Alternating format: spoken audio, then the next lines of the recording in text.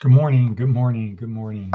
Seemed like we had a little bit of technical difficulties there, but we got through it. Today is Thursday, May 15th, 2025. This is Department of Career Services, where our goal is to help you experience this life. And as always, we want to start early on by saying good morning, Miss Trinkle, wherever you are. Bark. Again, I'm not sure why I make that sound, but here we are once again on a Thursday. This is week 4, day 4 in our neuroscience-oriented approach to success, our 1-month, 4-week program. Week 4, day 4, leadership. And again, we started the week, leadership, getting other people to do what you want, or now that you've built the boat that's going to take you on the journey of your life to experience the life. You understand the journey, you've built the boat, you have a crew, you've shoved off, the game is afoot. Now the thing is to not crash the boat, not have something bad happen, have the adventure of your life. And so you got to expect during that adventure, there's going to be a lot of different times, let's say it that way. So from the extreme of catastrophe, everything is going wrong, to everything is going right. So crisis to perfection, a little bit of crisis, hopefully not much, and a little bit of perfection, hopefully a lot, but generally it'll be on a standard distribution, a bell curve, and that means there'll be some really bad, some really good, and most will be in between. And of the in between, some will be worse than others. Some will be not so great, some will be pretty great. And so how do we cope with the different situations we're in? So we started Monday, Nancy Kane, crisis leadership, everything is going bad. You're Abraham Lincoln during the Civil War. You're Ernest Shackleton when the boat has been crushed by the ice and sunk, and you were stranded in Antarctica with only your lifeboats. From one extreme to the other extreme. Perfect is you're the emperor of Rome. Your word is law. You can have anything you want. How do you act like a good person? But mostly in between, and the role model we've chosen is Ignatius of Loyola. For Catholics, Saint Ignatius, a guy who started out with a good family, pretty cushy life, had a plan. All you need to do is stay on that path and you can take advantage of the system because you have special privileges, but oops, cannonball to leg, plan shattered, now what? So he goes into a period of Cuckooville, let's just call it Cuckooville, extreme physical, mental, and emotional, and spiritual, like a crucible. Extreme times. Finally, maybe at the bottom, has a vision, detachment from reality, vision, idea, plan, go for it, and made big things happen. Big things. And he followed Seth Godin's, he followed the week 3 program of find part of the status quo to change, which was problems related to the Inquisition, tell a compelling story, God is in all things, connect the true believers, Xavier and Peter Faber to start, ignore the other ones, and then lead them. So that's what he did. And our takeaway is if Ignatius could accomplish all that, we can do something. No matter how bad our life is, we can do something. Yeah, we didn't start out like he did, but He lost everything, had no real prospects for the future, literally. Couldn't go back to being a soldier, couldn't go back to the court, wasn't a farmer, couldn't be a conquistador. So now what? I don't know. Let me go in a cave, scourge myself, punish myself for the things, all the bad things I did, praying to God, writing stuff down, praying, asking for guidance. And then one day, boom, reward. Okay, so that's today in here. But our theme of today is look out for this toxic syndrome. This is red letter Darren Hardy. So this is the Darren Hardy talk for today. Let's look at our worksheet, see what else we got on there of interest, other red letter stuff. Advice from an 80-year-old: never deprive someone of hope. It might be all they have. Right. Now that I'm a PC, I've got to take that to heart. Part of our class was talking about people with Alzheimer's and the frustration of that and how to kind of cope / deal with it. Okay, so never deprive anyone of hope. It might be all they have. In our world, we deal with people who have lost hope and are skeptical. They're not really willing to try anything different because everything that's been different has been turned out not good. Okay, Darren Hardy talked about that. Other red letter, Daily Stoic, the common good versus what's good for me is more of a hedonic approach to life. I'm just going to take care of myself. I focus on me, you focus on you. If we have common ground, great. If we don't, we go our own ways. Well, that's okay if everybody's equal.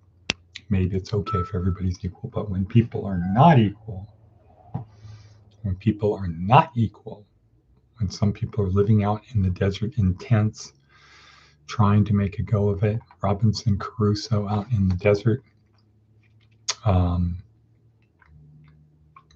they don't have the ability to say, you take care of yourself, I'll take care of myself. They're at a very uneven position. So let's see what else we got.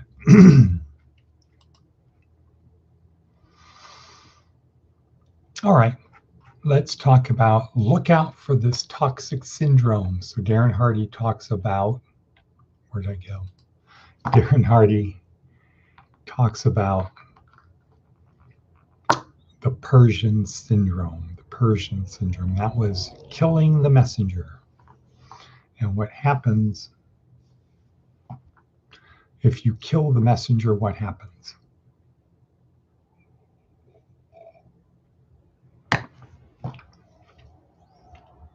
Nobody's going to want to give you bad news. So this is a story about King Xerxes, who a messenger came back, gave him bad news that they lost a battle, refused to believe it is true, and killed the messenger because of delivering false, bad information. So over time, quickly, what is spreads is you're going to be punished for telling the truth. So tell them what they want to hear. And what happens if you tell people what they want to hear rather than the truth? Well, they'll act on what they want to hear.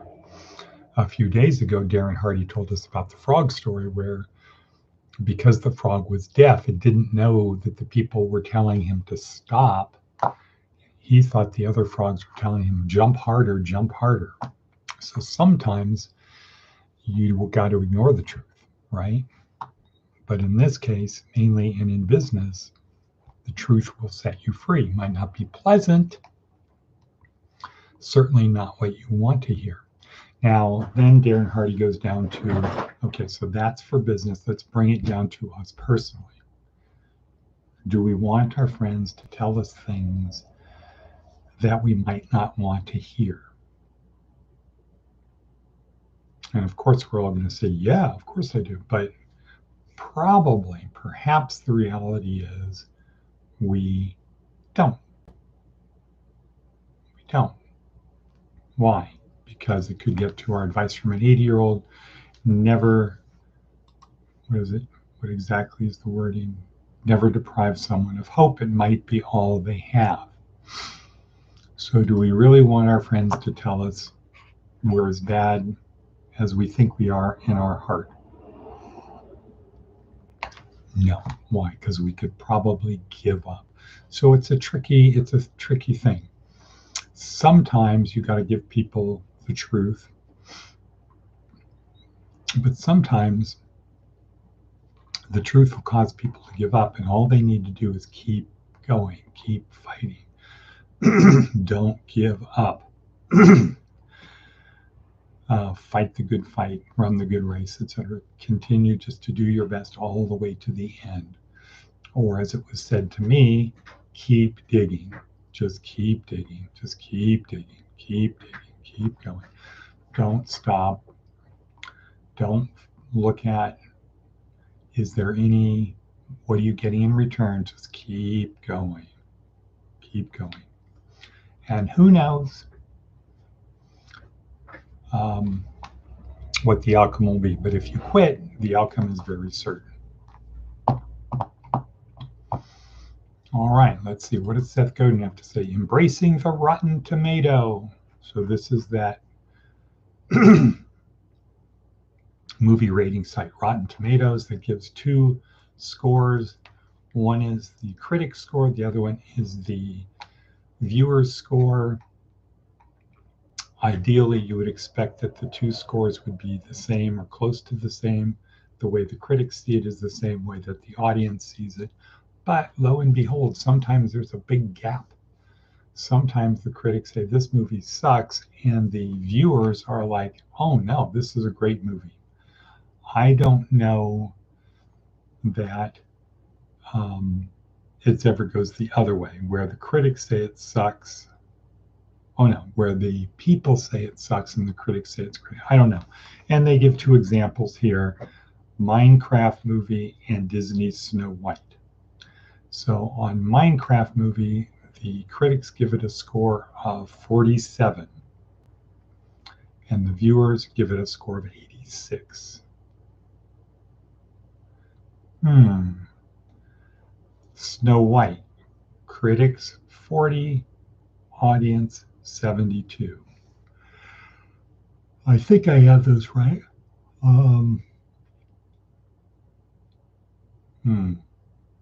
I think I have them right, because the symbols at the bottom, one is a kind of an asterisk and the other one is a box of popcorn. So I'm assuming the popcorn is the people and the splotch is the critics. So word of mouth and tribal connection never happens from a critical view or a blurb. It happens because the thing you made is worth talking about. That's a choice, a challenge, or a challenge we can approach with the intent. Okay, cool.